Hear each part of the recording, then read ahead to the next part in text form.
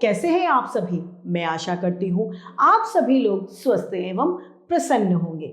आज हम हमारा पाठ निबंध लेखन यानी ऐसे राइटिंग को पढ़ेंगे और समझेंगे।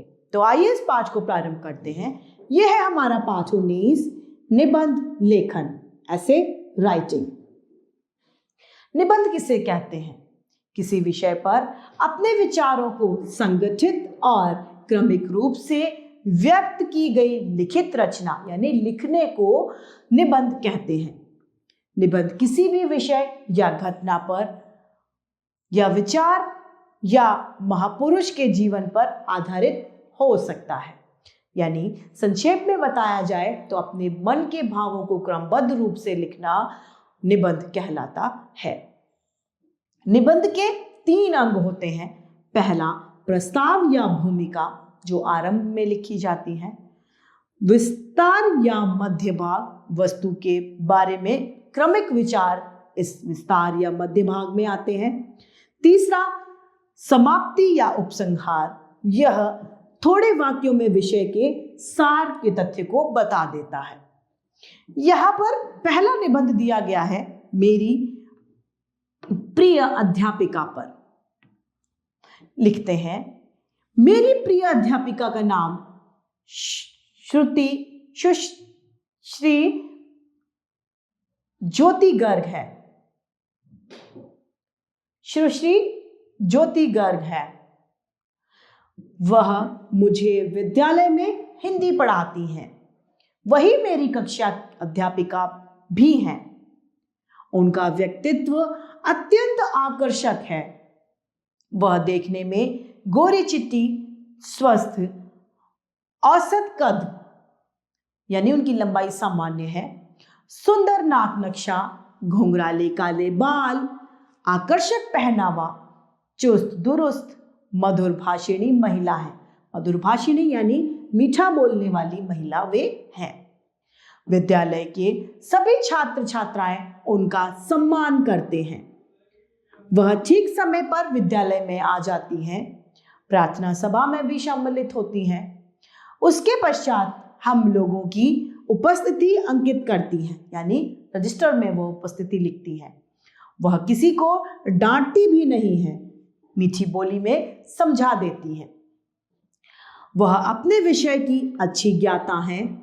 उनके पढ़ाने की शैली भी बड़ी प्रभावशाली है। उनका पढ़ाया हुआ विषय हम लोगों को बहुत शीघ्र समझ में आ जाता है। उनकी लिखावट भी बहुत सुंदर है। वह हमें गृह कार्य भी देती है और उसकी जांच दूसरे दिन करती है। इस निबंध में हमने देखा कि समस्त बातें इस विषय से संबंधित हैं। यानी निबंध लिखते समय हमें यह ध्यान रखना चाहिए कि हम जो भी बात लिख रहे हैं वह विषय से संबंधित होनी चाहिए। यह भी ध्यान रखना चाहिए कि कभी भी निबंध की बात को बार बार दोहराना नहीं चाहिए। दूसरा निबंध हमारा आता है पंडित जवाहरलाल नेहरू।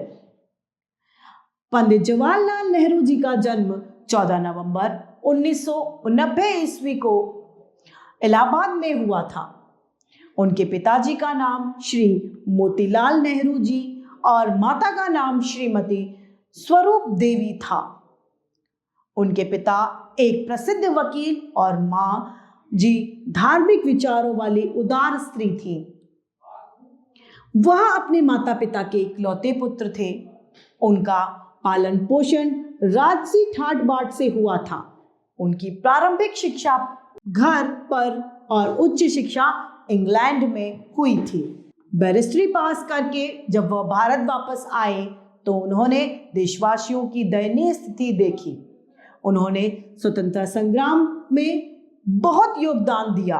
उनकी पत्नी श्रीमती कमला नेहरू ने भी उनका साथ दिया।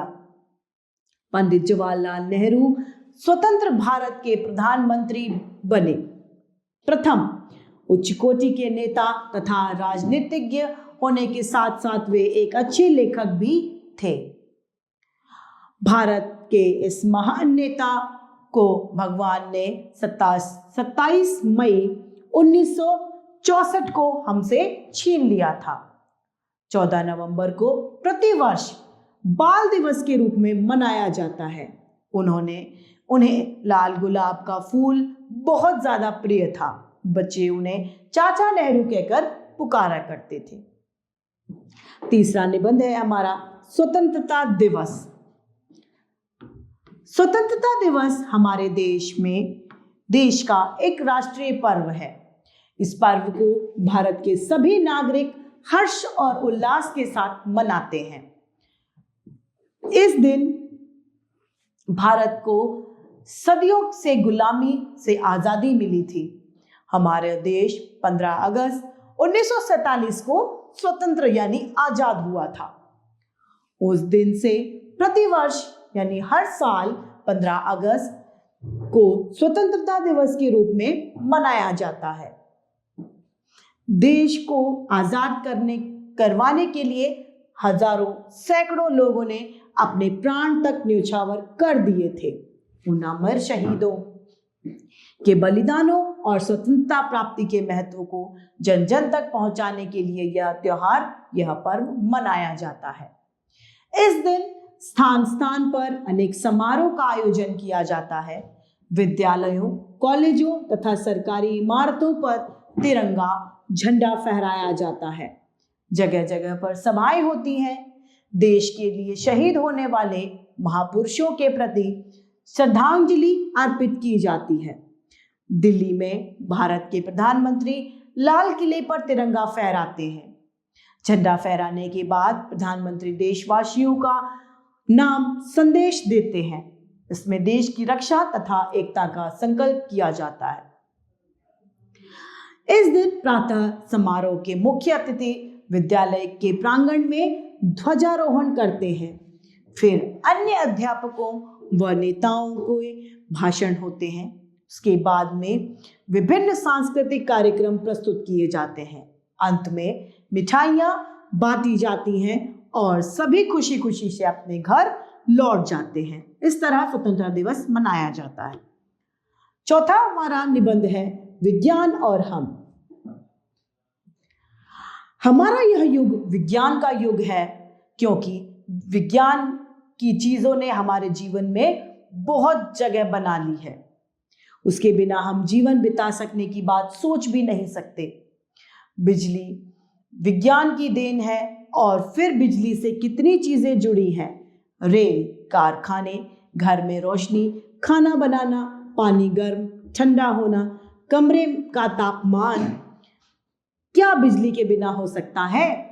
रोगों का उपचार में काम आने वाले कितने ही उपकरण जो बिजली से ही चलते हैं। विज्ञान का कितना बड़ा वरदान है यह, जिसको आज हम साधारण चीज समझते हैं। विज्ञान अंधों को आंख देता है, बहरों को सुनने की शक्ति देता है, रोगों को मिटाता है, दिल को धड़कने देता है, दिमाग की असामान्य अवस्था को सामान्य बताता है। कार, हवाई जहाज, टेलीफोन विज्ञान की ही देन है। इन चीजों ने दुनिया को एक नगर बना दिया है, यानी दूरी कम कर दी है। भारी से भारी चीज को विज्ञान के उपकरणों की सहायता से फूल की तरह यानी आराम से उठा लिया जाता है। पूरे का पूरा कमरा सेकंडों में कई मंजिलों से नीचे की ओर और नीचे से ऊपर की ओर भेज दिया जाता है। आदमी हवा में उड़ता है, समुद्र की गहराइयों में जाकर बहुत कुछ ढूंढ कर निकाल लेता है। एक ग्रह से दूसरे ग्रह तक पहुंच जाता है। वह मशीनों तक शून्य में रह सकता है। वह कंप्यूटर की सहायता से घर बैठे व्यापार संबंधित सब काम कर सकता है।